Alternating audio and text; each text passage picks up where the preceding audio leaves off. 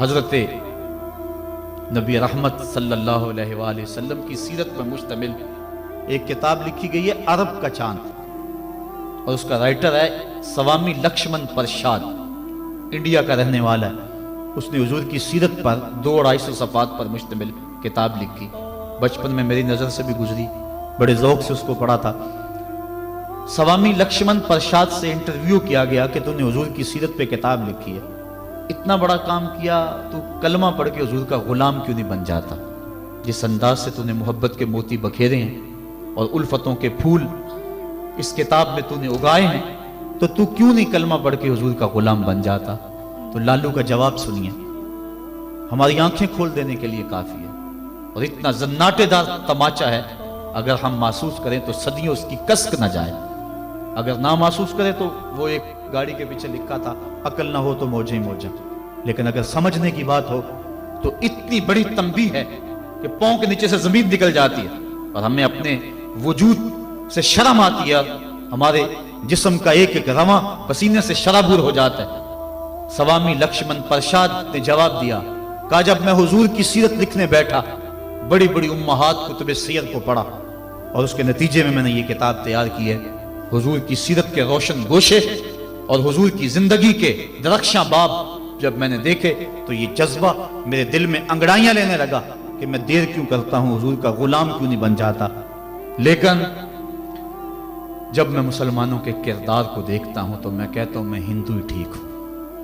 ہمارا کردار لوگوں کے ایمان کے راستے میں رکاوٹ بنا ہوا ہے۔ جب امریکہ کے خلاف نعرے لگ رہے تھے، ان نعرے لگانے والوں میں میں بھی شامل تھا، لیکن ایک بات میں نے کہی تھی، میں نے کہا آج ہم دنیا کی اس طاقت کے ساتھ ٹکر دینے کی بات تو کرتے ہیں، لیکن ہم نے کبھی اپنے کردار کو جھانک کر کے بھی دیکھا؟ جس بستی، جس شہر اور جس ملک کی حالت یہ ہے کہ واٹر کولر کے اوپر لگے ہوئے جو گلاس ہیں وہ بھی زنجیروں سے باندھے ہوئے ہوں، وہ قوم امریکہ جیسی قوم سے ٹکر نہیں کر سکتی۔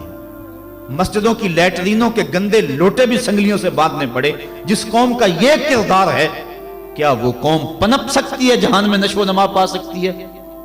ہم تو اس قدر گراوٹ کا شکار ہیں، ہم اس قدر گرے ہوئے ہیں کہ ہماری لیٹرینوں کے گندے لوٹے وہ بھی باندھ کے رکھنے پڑتے ہیں، ورنہ ہم اتنے چور ہیں کہ وہ بھی اٹھا کے لے جائیں۔ تو جس قوم کا یہ حال ہو، وہ قوم کیا دنیا کی طاقتور قوموں کی آنکھوں میں آنکھیں ڈال کے بات کر سکتی ہے؟ آج ہمارا المیہ یہی ہے، ہمارے پاس سب کچھ ہے، لیکن ہمارے پاس وہ ایمان کی حرارت نہیں رہی، وہ دیانت نہیں رہی، وہ روشنی اور وہ نور نہیں رہا، ہمارے پاس وہ اجالے نہیں رہے۔ قرآن نے ہمیں جو زندگی گزارنے کا ڈھب دیا ہے، ہمارے پاس وہ ڈھب نہیں رہا۔